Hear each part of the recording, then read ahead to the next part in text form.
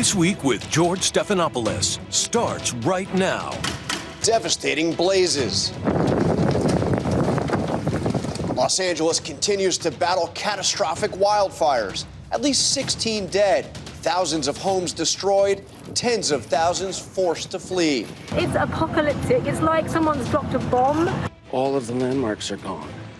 It's just done.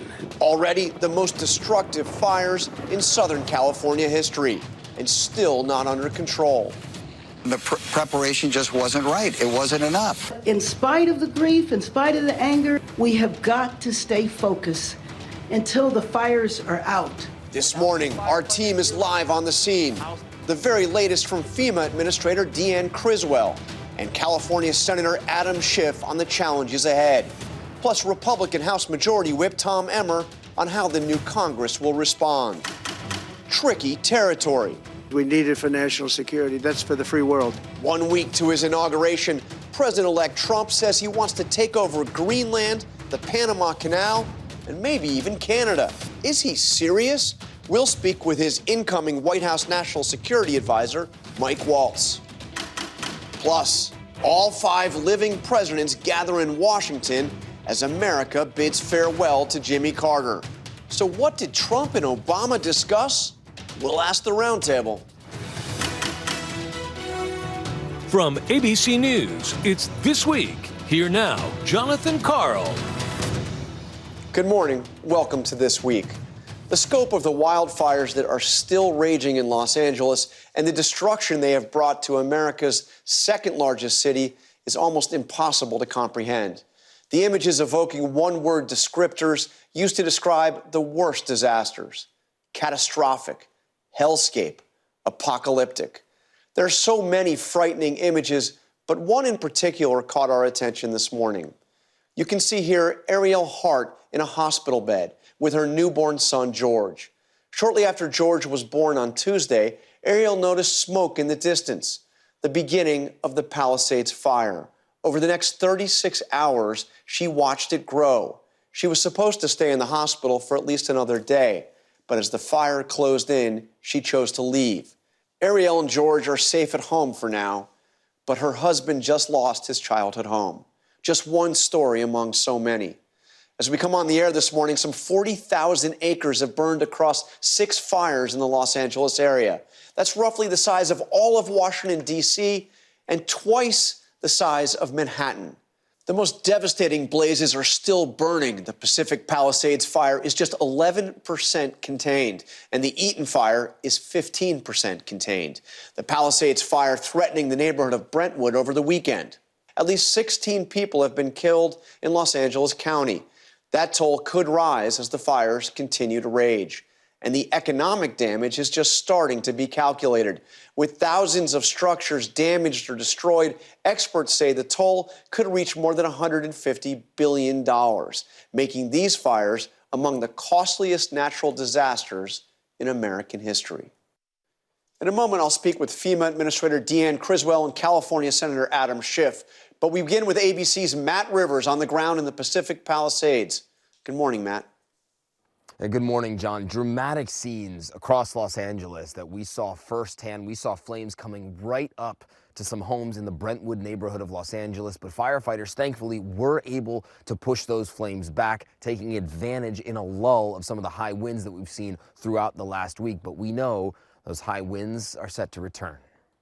This morning, devastating fires continuing to ravage Los Angeles, now threatening more neighborhoods, with residents in Brentwood and Encino the latest to face evacuations. ABC News on the ground, watching as firefighters were able to save a Brentwood neighborhood, spreading out and dousing the canyon hillside with water. So you can see with these wind gusts, those flames trying to force their way up from the bottom of the canyon, and as they do so, they're getting closer and closer to this house here. This is somebody's patio that we're on, and you can see the firefighters doing their best to make sure the flames don't get this high. Without these firefighters here right now, the house here, other houses in this neighborhood, almost certainly gone.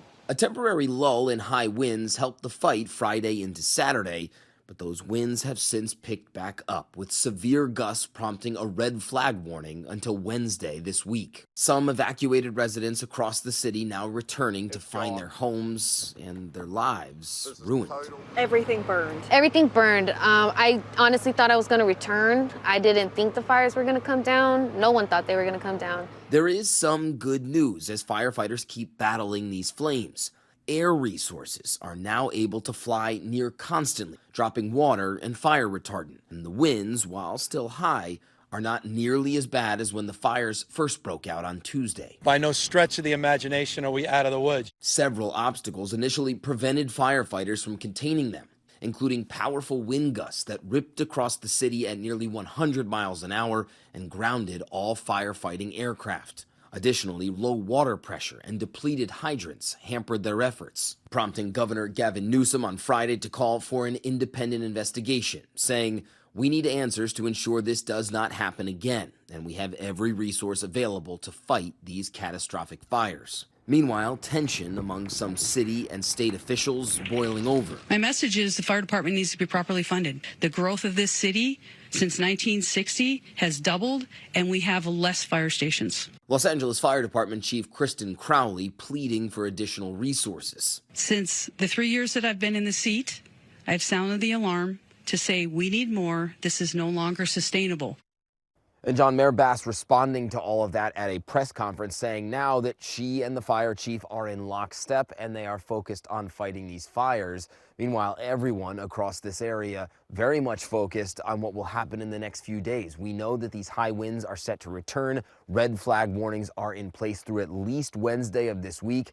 There's an uneasy calm in Los Angeles right now, John. Uneasy to be sure. Thank you, Matt.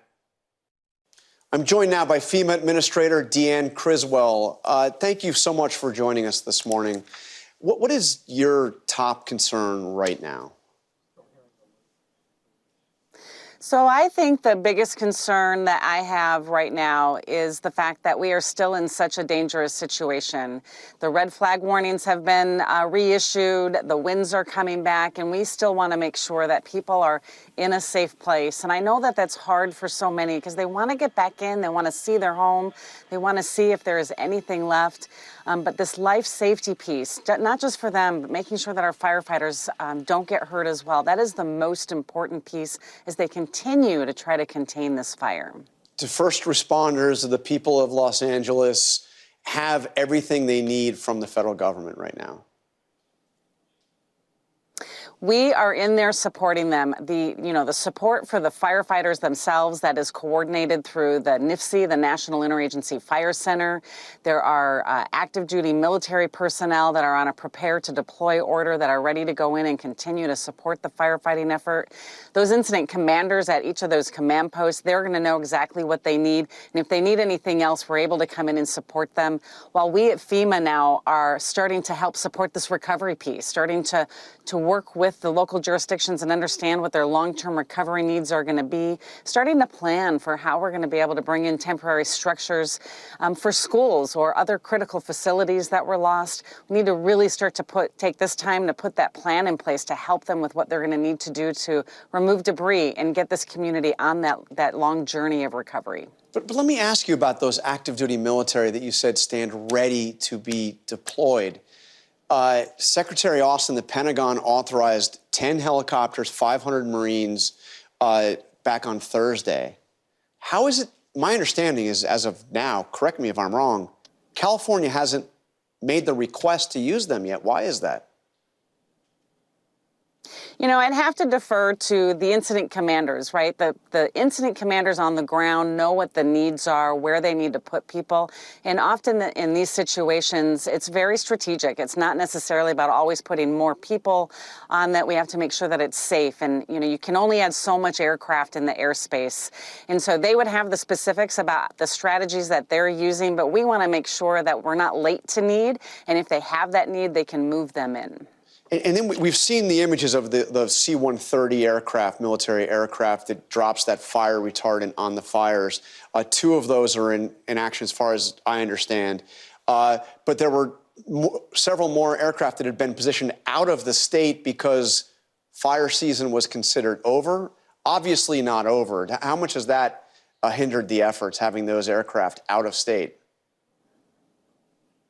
Well, I think, what you said is that the fire season is not over. I mean, we now have a year-round fire season. We do have a peak of fire season, and again, the folks at the NIFC, they work all year long to make sure that we have resources that are pre-positioned, and they're also making sure they're ready for the next big fire. Again, remember, the biggest challenge in the first few days, from what I was briefed, was the fact that the winds were so intense that they couldn't bring them in.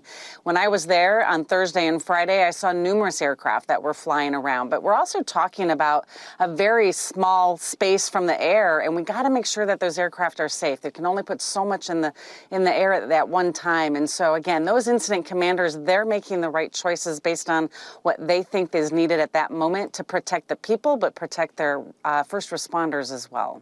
Do you have everything you need from Congress right now? Does Congress need to act to provide additional resources? So we're very grateful for the bipartisan support of the supplemental. FEMA got an additional $27 billion for our disaster relief fund. So we have the funding to support this response, to support this recovery, but also to continue to support the recoveries from Hurricanes Helene and Milton and the other 179 declarations that we had last year alone across the United States. I think what we're going to have to look at in the future is support for things like our Community Development Block Grant Program through HUD. Those are the types of things that might be needed to help continue to support the recovery. But to take care of what we have right now, we're good. And quickly before you go, your job expires on, I think, 12/01 on January 20th as the new administration is sworn in. How is that transition working? Are you confident that it will be a smooth transition? Yeah, I mean, we've obviously been through many transitions before. We have established lines of succession, and I have a Region 6 regional administrator that's coming into act. He's got 37 years of experience with FEMA, and he's going to be able to take the realm at 12/01. And the women and the men of FEMA, they are committed to continuing to support all of the recovery efforts across the nation. All right, Deanne Criswell, thank you very much for your time this morning, and good luck. Thank you. Senator Adam Schiff of California represented the Los Angeles area for years in the House.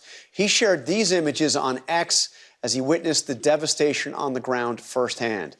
And Senator Schiff now joins us from California. Senator, thank you for being here. As I said, you represented L.A. for years in the House. You've lived there for decades. What was going through your mind as you toured that devastation over the last couple of days? That, frankly, it reminded me of visiting war zones, seeing that kind of devastation, just house after house, block after block. We've had no shortage of fires in Southern California over the years that I've been in Congress. It has often been very idiosyncratic. You'll see one house lost here, then the others fine around it. There is some of that here, but there are whole neighborhoods that are gone. In talking to residents, so many who lost everything, they've told me how their house is gone, their neighbors are gone, their church is gone, their store is gone. It's all gone. We haven't seen that before, not in Southern California, not like this. And so the heartbreak is just overwhelming. I want to also say I've gotten to see what these firefighters are doing with these hurricane force winds and just working hour after hour. One described to me how there were flames in front of him and flames behind him, how the water was running low, communications equipment going out, and he didn't know if he was going to make it. He said it was the closest thing to hell that he could imagine.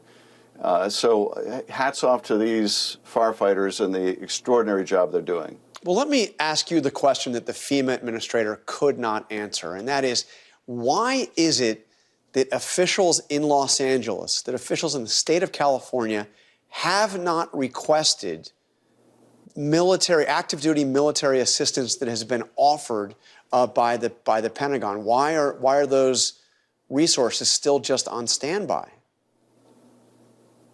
Jonathan, the only thing I've heard on that specific subject is, and the FEMA administration alluded to this, that we have gotten a great deal of mutual aid from all over the state, all over the country, indeed other countries, and the air is pretty crowded with aircraft, and it may be it's simply not safe to have more aircraft in the air. It may also have to do with the logistics of making sure those aircraft have the water they need. So I don't know the complete answer. I will say this, Jonathan. The governor's called for an independent review of why we didn't have enough water in places like the Palisades.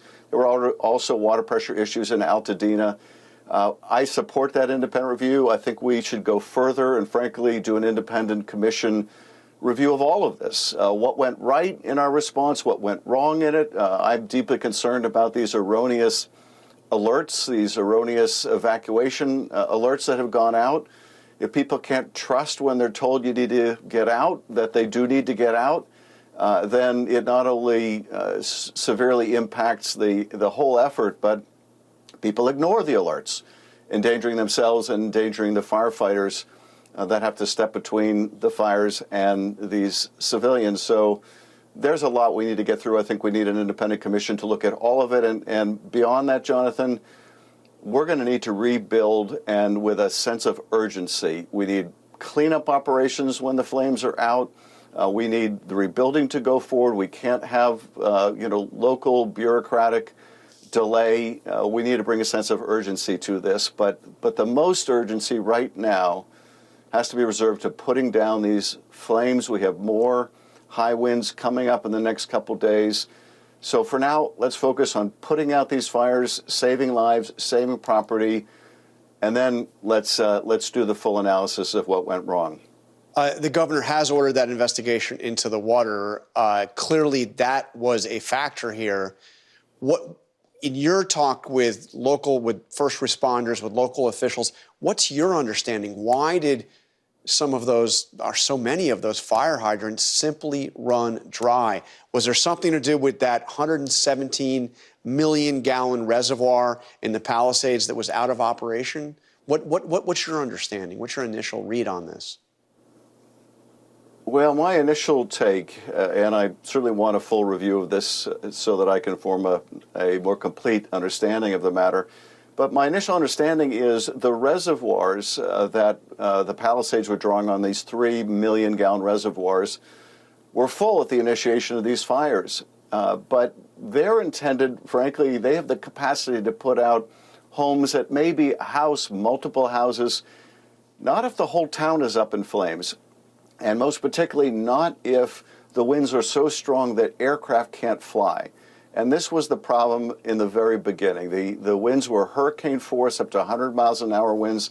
You can't fly in that, and you depend on being able to do water drops to put down those kind of flames. I have to think there are probably hundreds of towns in California, thousands and thousands across the country that are in equally the same position, that if they had 100-mile-an-hour winds and a lot of dry fuel, they wouldn't have any more water than this community did. We also had the problem that pipes were melting.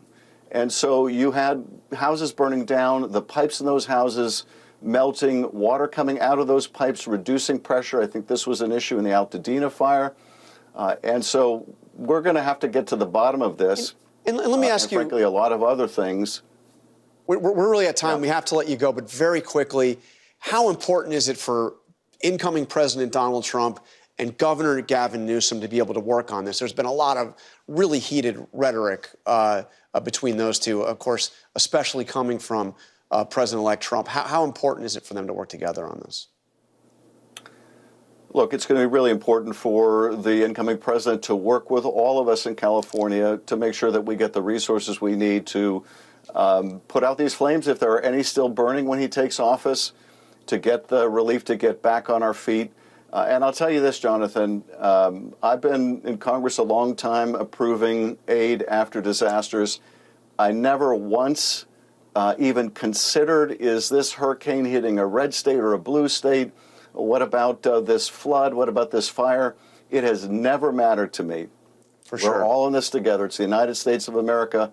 We need the incoming president to view it that way. We're ready to work with the president to make sure that we have no gap, no air between us when it comes to making sure that we help victims get back on their feet and help California rebuild. All right, Senator Schiff, Thank you very much for spending some time with us this morning. Up next, how will the Republican-controlled Congress respond to the devastation in California? I'll ask the man who counts the votes. House Majority Whip Tom Emmer joins me right here in the studio when we come back.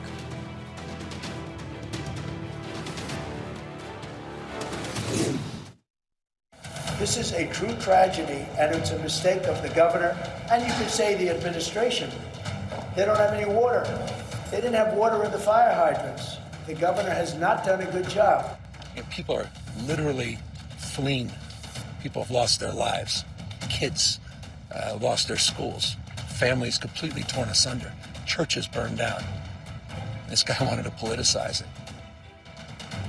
President-elect Trump and California Governor Gavin Newsom this week on the wildfires. I am joined now by House Majority Whip Tom Emmer. Thank you for being here. So let me start with California. President Biden this week called on Congress to do whatever, provide California whatever it needs to recover. What's your sense? What's going to be needed? Well, right now we don't know what's going to be needed. We know it's significant. What we do know is that Congress in December, before we left the 118th Congress, passed the American Relief Act, which provided billions of dollars to FEMA to not only deal with the the hurricanes, Milton and Helene, but also for situations such as this, although no one could predict what's happening right now in L.A. I mean, it's unbelievable. And you, of course, you're the guy that counts the votes. And I saw you counting the votes as you were trying to elect a speaker. And it wasn't particularly easy. Now you have a very ambitious incoming agenda from President Trump. Realistically, what are you going to get accomplished in these first 100 days or so? We're going to get the Trump agenda put in place. Donald Trump got a mandate on November 5th. The public expects us to deal with the excessive spending, the debt, the deficit, that has driven double-digit inflation at the beginning of the Biden term. They've asked Donald Trump to seal the southern border, and they want to make sure they want peace and stability around the globe. I think that's what Congress will be working with Donald Trump to get done. You're going to need Democratic buy-in, I think, on a bunch of this stuff, aren't you? I mean, Trump, one thing you need to do is raise the debt ceiling, for instance, and you've got a number of your colleagues that just won't do that under any circumstance. Trump's even talked about eliminating the debt ceiling. How are you having conversations on this? Are you looping in Hakeem Jeffries and the Democratic leadership on some of this? Or is it political warfare from the start? Well, I'll allow our Speaker, Mike Johnson, to have those discussions with Hakeem, the minority leader. My job is to work with our members, which we have been doing for the last 2 years plus. This is a new group. We added some new members last week. And when you say that we have members that will never do something, be careful with that. You can acknowledge they've never done it yet. Absolutely. There's only two that I know of that we have right now. But that doesn't mean that that's not going to change under the right circumstances. The issue that Republicans have had, and I think that Donald Trump has, is the debt ceiling is a false number. The bottom line is you got to get your spending under control, and you got to have a plan to pay off the debt. So as long as we're doing that, don't underestimate what the House Republicans can do. So there's a lot of talk about one bill, two bill, one big, beautiful bill. I don't want to get into all the weeds on this, but Kim Strassel of the Wall Street Journal editorial board published a piece this week that was headlined, "The GOP's irreconcilable differences, Donald Trump's budget strategy could produce one big, beautiful mess." Is there a danger of trying to do too much in one big bill at a time? Taxes, the border, everything else? That's not a concern to me. Once we make the decision, is it going to be one, is it going to be two? Doesn't matter. The whip's job is to make sure that we execute once that decision has been made. And I love people who tell us that we can't do something. I mean, when we didn't have the White House and we didn't have the Senate, we did things that Republican majorities had never been able to do in the previous 10 to 15 years. I mean, it was the strongest border security bill in 20 years. It was an all-of-the-above energy policy with all the reforms to permitting that we haven't seen for 30 years. The list goes on and on. It was raising a debt ceiling. We were told we couldn't do any of those things, and you know what? We did do those things. Now we have a partner in the Senate with John Thune and his people, and we have the White House to get the things done that Donald J. Trump said he was going to do, that the American public elected him to do. And you have an even narrower majority, and it was narrow before, but an even narrower majority.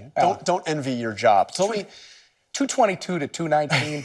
I mean, it's unbelievable. So let me ask you your relationship with Trump. I remember when Kevin McCarthy was ousted as Speaker, you were nominated to replace him. And Donald Trump, you probably remember this, but let me remind you just in case, posted on Truth Social, "I have many wonderful friends wanting to be Speaker of the House and some truly great warriors. Rhino Tom Emmer, who I do not know well, is not one of them. He is totally out of touch with the Republican voters." Now, to be fair, that was more than a year ago. I assume you've gotten to know Trump a little bit better. The president and I are on very good terms. The president has been wonderful to me, been wonderful to my wife, has done everything that he could to campaign in Minnesota. He's been amazing. And yeah, we're going to do some good work together, but it's Donald J. Trump's agenda. My job is to make sure that we execute. And what are those interactions like? He's a very blunt and honest human being. All right. Well, we look forward to seeing, we hope to have you come back soon when we have more time. Congressman Tom Emmer, the Majority Whip, thank you very much for being with us this morning. All right, up next, in just 8 days, he'll step inside the White House as Donald Trump's national security advisor. Congressman Mike Waltz joins me to discuss the foreign policy challenges ahead as Donald Trump takes office. We understand still no call with Putin.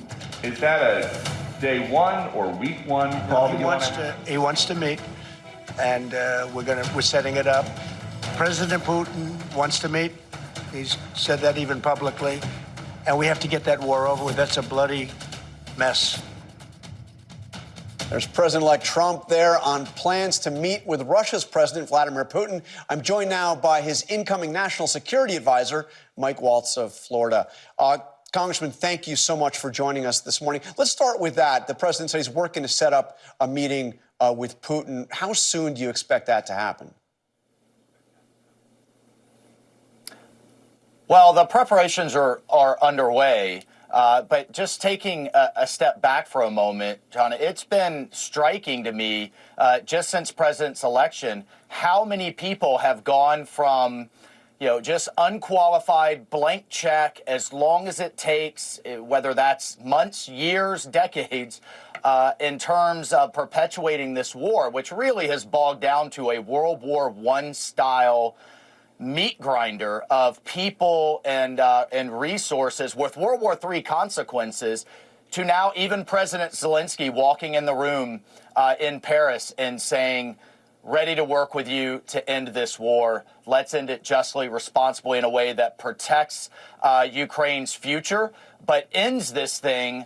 And so the entire world can move on from it. So from President Trump's perspective, you can't enter a deal if you don't have some type of relationship and dialogue with the other side. And we will absolutely establish that in the coming months. Do you anticipate, will the first meeting with Putin be just Trump and Putin, or will this be trying to bring in Ukraine as well, Zelensky, Putin, and Trump? Well, we haven't set the exact framework for it yet. We're working on that, but I do expect a call for at least in the coming days and weeks. So that would be a step. And we'll take it from there. I will say, the other thing that we're going to need to see is really stabilizing things on the battlefield. And one of the things that we'll be asking of the Ukrainians is they have real manpower issues. Their draft age right now is 26 years old, not 18. I don't think a lot of people realize that. They could generate hundreds of thousands of new soldiers. So when we hear about morale problems, when we hear about issues on the front line, look, if the Ukrainians have asked the entire world to be all in for democracy, we need them to be all in for democracy. And they certainly have fought bravely. They certainly have taken a very noble and tough stand. But we need to see those manpower shortages addressed. This isn't just about munitions, ammunition, or writing more checks. It's about seeing the front lines stabilized so that we can enter into some type of deal. President-elect Trump had, of course, said that he could have the war ended even before he took office. I assume that's not going to happen. We're just 8 days away from him being sworn in. What is the realistic time frame for at least a ceasefire in Ukraine? What do you think? What's the goal? Well, we would like to see a ceasefire in any minute, any day. I think that would be an incredibly positive first step on both sides. And that would then allow us to enter into the framework of some type of negotiated solution here. Everybody knows that this has to end somehow diplomatically. I just don't think it's realistic to say we're going to expel every Russian from every inch of Ukrainian soil, even Crimea. President Trump has acknowledged that reality, and I think it's been a huge step forward that the entire world is acknowledging that reality. Now let's move forward. How do we no longer perpetuate this conflict, and how do we no longer allow it to escalate in a way that drags in the entire world? We're already seeing North Korea. We've seen grumblings from South Korea.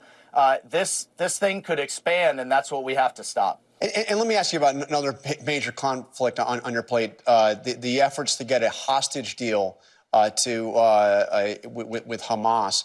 What are the prospects there? Do you think that can get done by the 20th?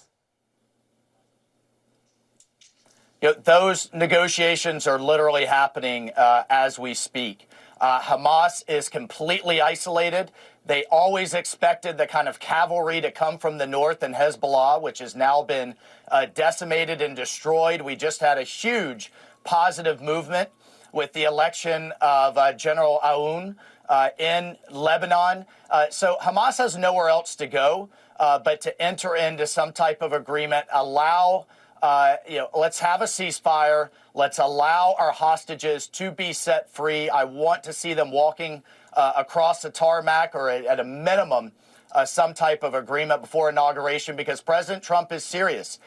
Everyone, any deal will only get worse for Hamas, and there will be all hell to pay in the Middle East if we continue to have this kind of hostage diplomacy. John, I don't think it's fully realized that these hostages will have been in those tunnels being abused, molested, raped in the most awful conditions longer now than our hostages were held in 1979 in Iran. It's just unacceptable, and there are going to be consequences to those who think they could take an American. There is going to no longer be any upside for anyone who harms Americans abroad.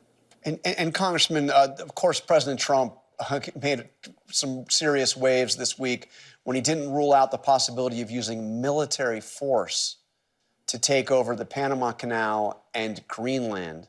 Is he serious about that? Is that really an option? Well, look, what he's very serious about is the threats that we're facing in the Arctic, the threats that we're facing in the Western Hemisphere. And don't just take that from him or me. The general in charge of our Southern Command, Laura Richardson, testified last year about Chinese state-owned enterprises bidding and buying up portions of the canal, the ports on either side, Huawei, the Chinese technology firm, dominating the free trade zone in their telecommunications, with 70% of of U.S. shipping flowing through the Panama Canal, with our oil and gas exports flowing from the Gulf through there, with it critical for our military. There are elements for the U.S. to come in and defend its critical assets in the Panama Canal, in the Panama Canal Treaty, in the Neutrality Treaty. And for Greenland, there's precedent there as well with the 1951 defense agreement that we entered. And look, to our great friends and allies in Denmark, they literally have a couple of dog sled teams, Jonathan, up in Greenland. And when we're seeing Russia with 60 icebreakers, when we're seeing huge critical mineral, oil and gas, new shipping lanes being opened with the retreating of the polar ice cap, enough is enough of having our adversaries coming into our Western Hemisphere, threaten our national security.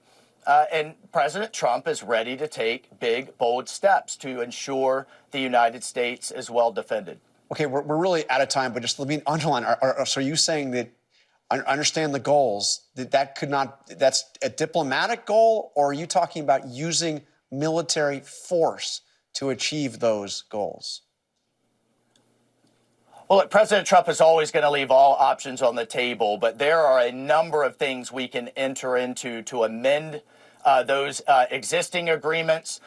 We're hearing from the Greenlanders that they are pushing towards independence, which would allow all types of other avenues. But President Trump's never going to take an option off the table, unlike, frankly, his predecessor. So when it comes to our national defense, that is paramount to the commander-in-chief.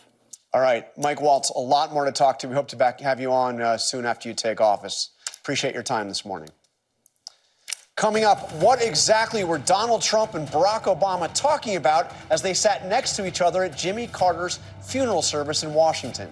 The Roundtable is next. The Roundtable is here. We have former DNC Chair Donna Brazile, former Trump White House Chief of Staff Reince Priebus, ABC News Washington Bureau Chief and Political Director Rick Klein, and ABC News contributing political correspondent and Politico Capitol Bureau Chief Rachael Bade. Thank you all for being here. Okay, Donna, I got to put you on the spot. Sorry. We just heard what Biden said. He said that he thought he would have won the election. So he said it twice now. Well, first of all, let me just set the table right. Joe Biden thought he could win because after his debate performance, he received polling that showed that he wasn't sliding, that that things had stalled, but that he still had a chance. Look, it was 24 of the most agonizing days, I think, in Democratic Party history, until the president made the decision to step back so that the 24 days between the debate against June 27 Trump and July 21st. Agonizing because we had no playbook.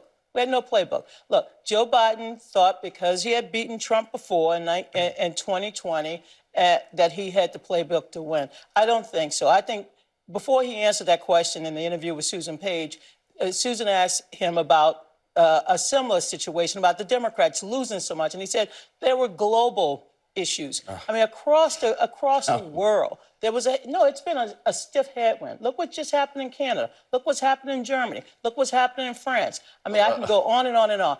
The bottom line is, I think Vice President Harris did a damn good job given the odds. Well, he also said in that statement before that clip that Kamala Harris could have won. Well, someone needs to remind him that she did, in fact, run. She got killed. He was having problems well before that debate. I mean, he crashed the debate, no doubt about it. But, it's just, again, illustrating the fact that Joe Biden has been living on Fantasy Island, where Biden's fantasies come true. And it's been going on for years. This is nothing new. People have been talking about it. He waited too long. He did, in fact, crush the Democrat Party.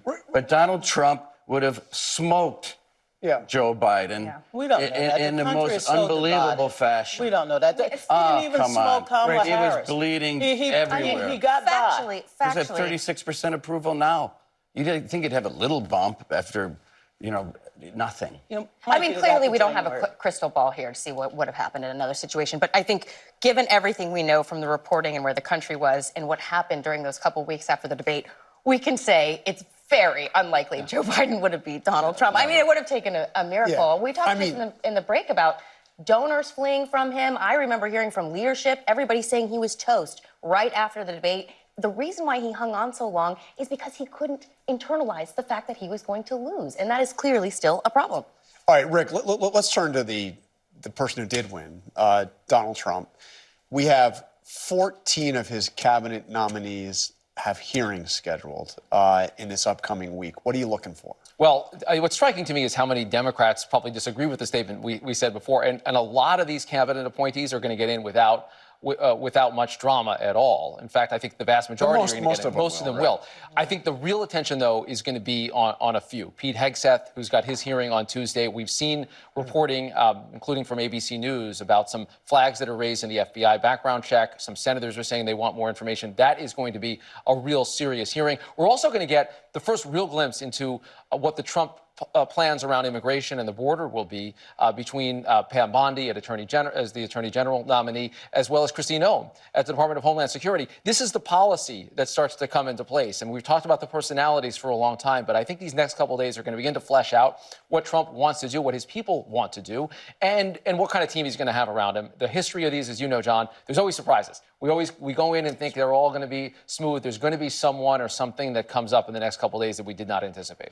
I mean, it seems like it's turned up even from where it was in 2017 after he won the first time. I mean, the focus on these hearings is going to be off the charts. Yeah, I mean, I think two dynamics to watch, in addition to obviously how the nominees themselves perform, is the posture of the parties right now. I mean, I think the Trump administration took a major risk and did a major gamble when they went after Joni Ernst regarding the Hegseth nomination and tried to make this example of her. That really could have blown back. Instead, what we're seeing is Republicans saw what happened to her, and they've all tried to get in line. And there's really no indication that we're going to see, another nominee go down, at least at this point. And then you have to watch the Democratic side as well, because they are grappling right now with what is their posture in this new Trump administration. And look, they have an opportunity to bring people in if they want. How hard are they going to go after these nominees? And I think that that's something we don't actually know yet. Democrats have backed up a Republican bill on immigration just this recent week that is moving ahead in the Senate. That was a big change in their posture from just the past 4 years. The Riley bill. Yeah, exactly. I mean, you had the vast majority of Democrats in the Senate vote for it. Well, vote to advance it. We don't know how many will vote for final passage, but the fact that they are getting on board on that makes me think that their posture against some of these nominees will not be as maybe aggressive as we've seen in the past. I'm curious. Can I do a quick flashback to a show a couple weeks ago? Senator Fetterman, Democrat of Pennsylvania. I want to play something he said. Have you talked to Trump since the election? I have not. I have not, no. So I assume he's going to call you at some point. What is your message to him after he sees this? What would I say to him? I'd be like, well, hey, congratulations, and have an honest conversations of things I would like we could work together, and some things we're going to disagree. All right, so that was Fetterman. By the way, he did call, and Fetterman's going to go and meet with him down at Mar-a-Lago. Absolutely. The mayor of the District of Columbia went down to meet with President-elect Trump. There's nothing wrong with that. I don't think this is not going to be a time of resistance like it was in 2017. They're going to look for opportunities to work with the president-elect and his team, and they will be prepared to oppose him when they disagree. One of the things that I think this Fetterman issue is pointing out is something that we talked about right after the election, which is the future, I think, of where the Democrats will go is populist left. The progressive left lost it for the Democrats. You're seeing it with Fetterman. He knows it. He's in Pennsylvania. He's got to make sure he's on the right side of this debate. He doesn't like the term progressive, he says. Well, yeah.